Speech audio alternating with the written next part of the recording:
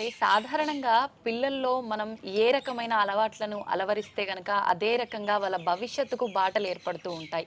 అంటే ముఖ్యంగా పిల్లలు అనగానే ఏదో పిచ్చి పిచ్చిగా వాళ్ళ సంతోషం కోసం బొమ్మలేయటం చూస్తూ ఉంటాము. ఏదైనా క్లే మోల్డింగ్స్ అలాంటివి తీసుకొని చిన్న చిన్న విగ్రహాలు కూడా తయారు చేయడం చూస్తూ ఉంటాము.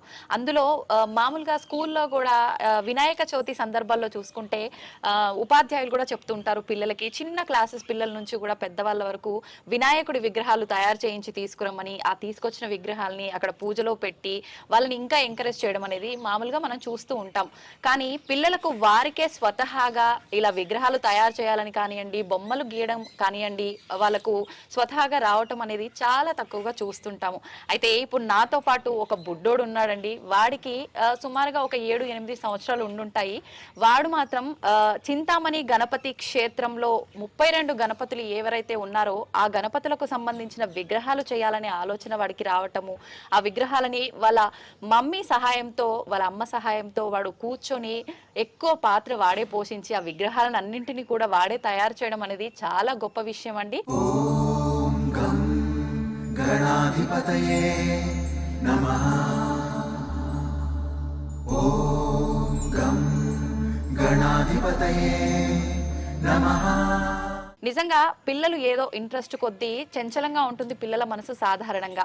కానీ వాడు తయారు చేయాలన్న ఆలోచన రావటంతో పాటు మొత్తం 32 గణపతులు తయారు చేసే వరకు వాడు ఎంతో ఓపిక్గా ఆ మనసు ఎక్కడ చెదరకుండా చేశాడు అని అంటే నిజంగా వాడికి మనం హ్యాట్సప్ చెప్పాల్సిందే. మరి ఇంకెందుకండి ఆలస్యం, ఆ బుడ్డోడు ఎవరో, నిజంగా గణపతులు తయారు చేయాలని వాడికి ఎందుకు అనిపించిందో అవన్నీ కూడా ఇప్పుడు వాడితో మాట్లాడి తెలుసుకుందాం. హాయ్ రా, ఏం పేరు నీ పేరు? రోహిత్. ఏం చదువుతున్నావు? Second class. అయితే నువ్వు గణపతులు తయారు చేసావు కదా, ఎన్ని గణపతులు ఇవన్నీ? 32 గణపతులు. నీకు తెలుసా ఏ గణపతి ఎవరు అనేది 32 గణపతుల్లో? తెలీదా? అయితే ఎందుకు వచ్చింది నీకు ఆలోచన గణపతులు తయారు చేయాలని? మేడం చేయమన్నారా? అంటే మామూలుగా స్కూల్లో అప్పుడప్పుడు చెప్తుంటారా మీరు ఇలా చేయాలి అలా చేయాలి అని చెప్పి? చెప్పరు. కానీ మామూలుగా ఒకసారి మేడం అన్నారు, నీకు అలా చేయాలని అనిపించిందా? ఇప్పుడు ఇక్కడ విగ్రహాలు చూస్తున్నావు కదా, విగ్రహంలో ఎలా ఉన్నారో స్వామివారు అలానే తయారు చేసినావు కదా నువ్వు. నీకు ఎలా చేయాలనిపించింది అట్లా? అంటే ఇది అక్కడ విగ్రహంలో ఎలా ఉందో ఇక్కడ అలానే అట్లా చేయాలి అని అంటే నీకేమైనా ఇబ్బంది అనిపించిందా గణపయ్యం చేస్తుంటే? పట్టుకో, చెప్పు ఎలా తయారు చేసావు అసలు? స్టార్టింగ్ ఎక్కడి నుంచి మొదలుపెట్టి ఎక్కడి నుంచి చేసావు చెప్పు నాకు. ఎక్కడి నుంచి? ఫస్ట్ కాలు తయారు చేసావా? తర్వాత పొట్ట తయారు చేసావు. తర్వాత ఏం చేసావు? గుండె. ఓ స్వామివారి గుండె కూడా పెట్టేసావా నువ్వు? ఎక్కడుందిరా గుండె? చూపించు. అక్కడ ఉందా? సౌండ్ వస్తుందా మరి? స్వామివారి గుండె రావట్లేదా? రావాలి కదరా మరి, సౌండ్ వచ్చేటట్టు చేయాలి కదా నీకు. విగ్రహంలో సౌండ్ రాదు కదా. ఓకే. అయితే ఇప్పుడు నీకు ఇన్ని విగ్రహాలు తయారు చేసావు కదా, ఎన్ని రోజులు పట్టిందా తయారు చేయడానికి? తెలుసా నీకు ఎన్ని రోజులు పట్టిందో? తెలీదు. ఎవరు హెల్ప్ తీసుకున్నావు ఇవన్నీ తయారు చేయడానికి? మమ్మీ హెల్ప్ తీసుకున్నావు. ఎంతసేపు కూర్చునే వాడివి రోజు ఇవి తయారు చేయడానికి? 2 minutes కూర్చున్నావా? అంటే అప్పుడు 2 minutes లో ఒక విగ్రహం కంప్లీట్ అయ్యి ఉండేదా? ఓకే. ఎప్పుడు చేసేవాడివి రోజులో? అంటే స్కూల్కి వెళ్లే ముందా వచ్చిన తర్వాత? వచ్చిన తర్వాత. ఇప్పుడు ఈ మట్టి ఇదంతా ఎక్కడ తీసుకొచ్చినావు? అక్కడంటే ఇంటి ముందు మట్టి దొరికిందా? అంటే అన్ని విగ్రహాలకు సంబంధించిన మట్టి అంతా ఒకటేసారి తీసుకొచ్చుకున్నావా? రోజుకి ఒక్కొక్కసారి. ఏ విగ్రహం చేస్తే దానికి సంబంధించిన మట్టి తెచ్చుకున్నావా? ఇప్పుడు చేయటము అంటే మొత్తం నువ్వే కూర్చొని నీ చేతులతో చేసావారా? మట్టి కలపడం అదంతా నువ్వే చేసావా? ఓ సూపర్. నీకేమనిపించింది తయారు చేస్తుంటే? స్వామిని నేనే తయారు చేస్తున్నా అని హ్యాపీగా అనిపించిందా? ఎలా అనిపించిందిరా? స్వామిని తయారు చేస్తున్నట్టు అనిపించింది. నిజంగా స్వామి నా ముందే ఉన్నాడు, గుళ్ళో విగ్రహం ఏదైతే ఉందో అదే ఉంది అనిపించిందా నీకు? స్వామి రెడీ అయిపోగానే. నీకు అక్కలు తమ్ముళ్ళు ఉన్నారా? ఎవరున్నారు? అక్క ఏమైనా హెల్ప్ చేసిందా? చేయలేదు. ఏ అక్కకి ఇష్టం లేదంట? అడిగినావా నువ్వు? అక్క వచ్చి నాతో కూర్చొని స్వామివారిని రెడీ చెయ్యని ఏం చెప్పింది అక్క? చేయనని చెప్పిందా? మరి నువ్వేమన్నావు అప్పుడు? అన్న రాలేదా? అప్పుడు ఏమనింది అక్క? నాకు వద్దు తమ్ముడు, నాకు ఇష్టం లేదన్నా. అవునా? ఓ తర్వాత మమ్మీని అడిగావా? మమ్మీ ఇప్పుడు మీ టీచర్ చెప్పింది అన్నావు కదా, ఇంటికి వచ్చి మీ మమ్మీకి చెప్పినావా? టీచర్ ఇలా చెప్పిందమ్మా నేను రెడీ చేస్తా అని చెప్పినావా? ఏం చెప్పావు? టీచర్ 32 గణపతులు ఇక్కడ తయారు చేయమన్నారు. అప్పుడు మమ్మీ ఏమనింది? తయారు చెయ్యు అన్నారు. తర్వాత నెక్స్ట్ వెంటనే స్టార్ట్ చేసావా మట్టి తీసుకురావడం అదంతా? ఓకే. ఇంకేంటి మరి నీకు ఇప్పుడు ఈ గణపతులు పెట్టి పూజ చేస్తున్నావా రోజు? మరి ఇక్కడే ఉంచుతావా, గుళ్ళోనే ఇంట్లో పెట్టుకుంటావా? ఇక్కడే. ఓకే. ఏం పూజలు చేస్తావా రోజు వినాయకుడికి? వినాయకుడికి లడ్డూలు ఉండ్రాలు ఇష్టం కదా, తెలుసా నీకు? అవన్నీ తెచ్చి పెడుతుంటావా మరి స్వామికి? పెట్టవా? పెడతావా? నువ్వు తింటావా దొంగ? పెడతావా? ఎన్ని పెడతావు? నువ్వు ఎన్ని తింటావు స్వామివారి దగ్గర నువ్వు లడ్డులు?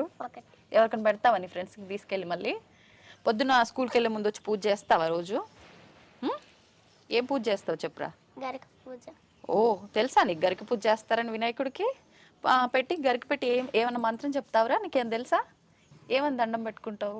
శ్రీభూయిత శ్రీహరి చిహ్నితాభ్యం అగస్య రేఖాదిభిరంచితాభ్యం నిగూఢ బీజాక్షర ముద్రితాభ్యం నమో నమః సద్గురు పాదుకాభ్యం.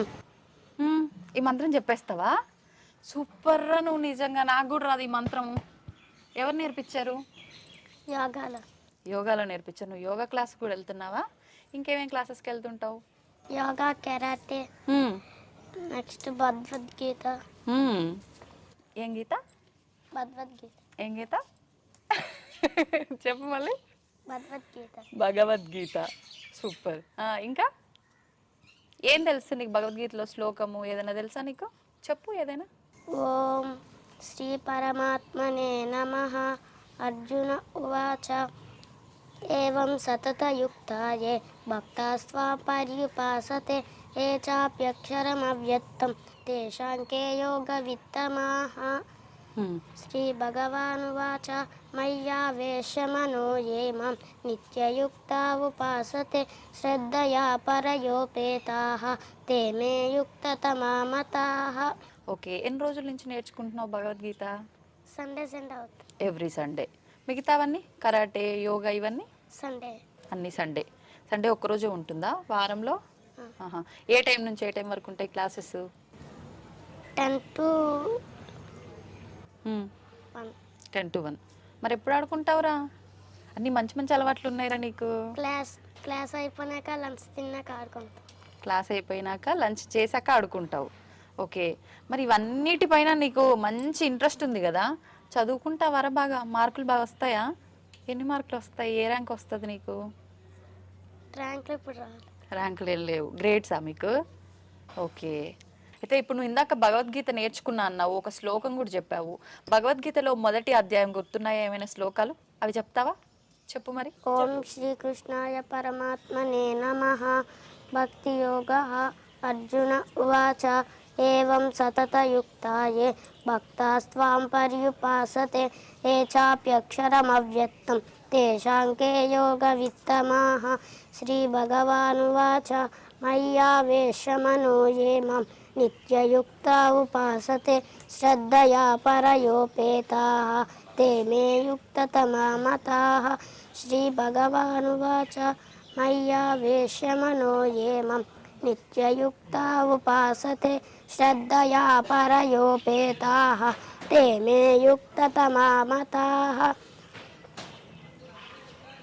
క్లేశోధికతరస్తేషాం అవ్యక్తాసక్తచేతసాం అవ్యక్తా హి గతిర్దుఃఖం దేహవద్భిరవాప్యతే ఏ తు సర్వాణి కర్మాణి మయి సన్యస్య మత్పరాః అనన్యేనైవ యోగేన మాం జాయంత ఉపాసతే తేషామహం సముద్ధర్త మృత్యు సంసార సాగరాత్ భవామి న చిరాత్ పార్థ మయ్యావేశిత చేతసాం మయ్యేవ మన ఆదస్త్వ మయి బుద్ధిం నివేశయ నివశిష్యసి మయ్యేవ అత ఊర్ధ్వం న సంశయః అత చిత్తం సమాధాతుం న శక్నోషి మయి స్థిరం అభ్యాసయోగేన తతః మామి చాప్తుం ధనంజయ అభ్యాసేప్యసమర్థోసి మత్కర్మ పరమో భవ.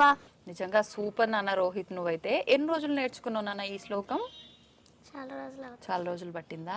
ఇబ్బంది పడ్డావా నేర్చుకోవడానికి? ఏం ఇబ్బంది వల్లే? ఎటువంటి శ్లోకం అయినా ఈజీగా నేర్చేసుకుంటావు కదా? సూపర్ నాన్న, నువ్వు ఇలానే మంచిగా చదువుకోవాలి, భగవద్గీత కానీ ఇంకా మంచి మంచి అన్నిటి గురించి మంచిగా మీ గురువులు ఏం చెప్పారో అవన్నీ నేర్చుకోవాలి, సరేనా? ఇంకా ముందుకెళ్ళాలని చెప్పి కోరుకుంటున్నాను. బాయ్ నాన్న, థ్యాంక్ యూ వెరీ మచ్.